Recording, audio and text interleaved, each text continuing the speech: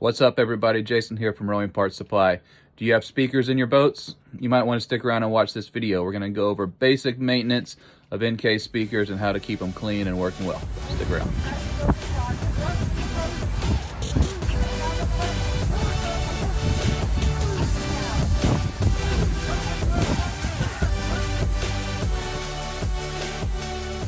All right, so today we're talking about wiring harnesses and in particular the connectors that go to your speakers. It's also it's the same type of connector that goes to a Cox box, right? But how to maintain that, clean them out, lubricate them in a way to help keep corrosion down and to maximize their life, so you don't get the scratchy speaker or whatnot when you're out on the water. All right, this is not an unboxing video by any stretch of the imagination, but I got this maintenance kit from NK just to kind of show you the things that they have, but also to show you, like, there are some basic things that you probably have around your boathouse or around your house in general that you don't necessarily need to buy a whole maintenance kit. But one thing again, it's not an unboxing video, but NK, like, you got to do better here, right? There's holes in the bottom of the, just randomly in the bottom. I dropped out all these different little parts on the way down. So, NK maybe do a little bit better. And then the other thing I saw, well, we'll talk about that in a second. So the first thing they have is this is just Nyagel 760. It's a dielectric grease. Just because it's a dielectric grease doesn't mean that it conducts electricity. In fact, it doesn't conduct electricity, but this is just really good for electronic components and whatnot. You can get any brand of this at an auto shop, or excuse me, like an AutoZone or something like that. It'd be a different brand, and you don't need a tube this big. I mean, I have relatively large hands, but there's a lot. There's a lot in that. And you probably won't ever run through that. But you can get individual packages and whatnot, like at the cash register, that you can rip open. So it has that in the package. Just normal pipe cleaners. Again, they're kind of all over the place, but normal pipe cleaners, foam tip applicators. So it's just like a Q-tip, but it's foam instead. I mean, it's nice, but again, I don't know if that's actually completely necessary. And then it has wire brushes. As you can see, it's a very tiny wire. But the other thing, for the second one that they sent, it actually doesn't even have any wires in it. Oh, there's one right there at the top. NK, you gotta do better with that. You can't be sending that out to people that are paying, what was this, $15 or $18, whatever it was. So anyway, so first things, like, you're gonna need this stuff. You're gonna need some cleaning stuff, and you're gonna need a little bit of alcohol. All right, this is just regular isopropyl alcohol. You can get it in the wipes as well, right? Even the little tiny square patch wipes work just as well. And the first thing you're gonna wanna do is clean that out. I'll use just a little bit of this, right? You can just kind of wipe it down. But sometimes down inside there, it gets there's a little bit of gunk. So what I do is I either take one of these wipes, and you can wrap it around a drill bit, right? A 1/16 drill bit. And this will actually fit down in there with a 1/16 drill bit. And you'll be able to clean it out. Now, you don't want to wallow it around everywhere, right? But you can see even from the factory, a little bit of dirty. That's probably any sort of lubricant they put in there. But just a little bit of alcohol in there. You can take a Q-tip, dunk it in a little bit of alcohol, and it'll kind of squeeze it down in there, right? Get it down in there. And take your wire brush. I really don't like those wire brushes, so I'm going to stick with this. The great thing about a drill bit is really all you have to do is put it in there, and I'm not wallowing it around, but I'm just twisting it.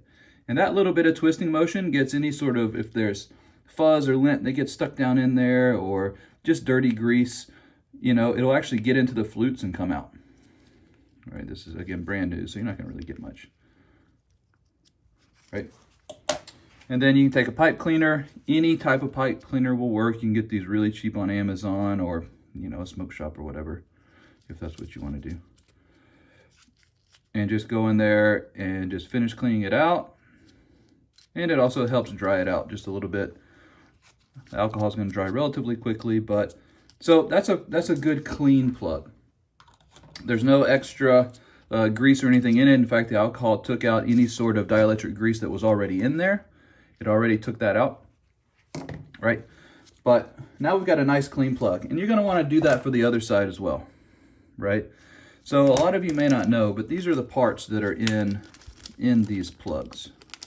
They're really tiny little pins and receptors, right? These are the things that you're cleaning. There with the drill bit, we were cleaning the inside of that.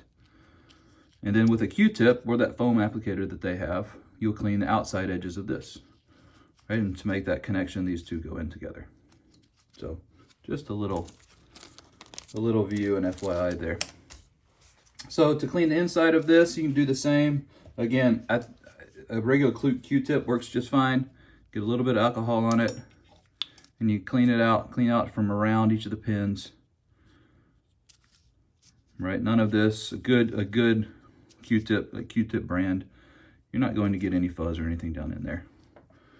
Right, and then you can take the other side, the dry side, and dry that out. Okay, so now while that dries, we're going to get our dielectric grease. Again, it's just a simple lubricant that we're going to take, and we're going to put just a little dab. What I do is just a little dab on the inside, and we'll see it come out. See if we can make this happen. Yep. See it come out. I put it down in there, do just a little dab, do just another little dab. Right, and so you'll see right there, if you're just doing a nice and quick maintenance, you can do that, and then when you plug it in, right, when you plug in the two pieces together, you're going to get dielectric grease on that side and obviously on this side, and it's going to get pushed all the way down. Now, if you wanted to, you could take your drill bit, or if you chose to use one of NK's or had a little wire brush like this, you could take that and push it down in there to get it all the way down to the bottom.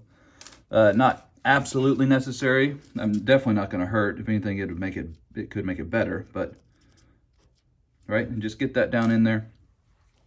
And then you're going to take the same thing, this Nio-Gel, and you're going to use it on the rubber itself. So along with helping keep corrosion off of the metal parts there, right, it'll also help lubricate the rubber. And this is one reason why I wear gloves doing this.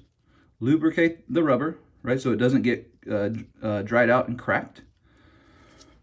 But it also is going to help seal it to keep water out, right? So right where the speakers are, you can obviously get a lot of water,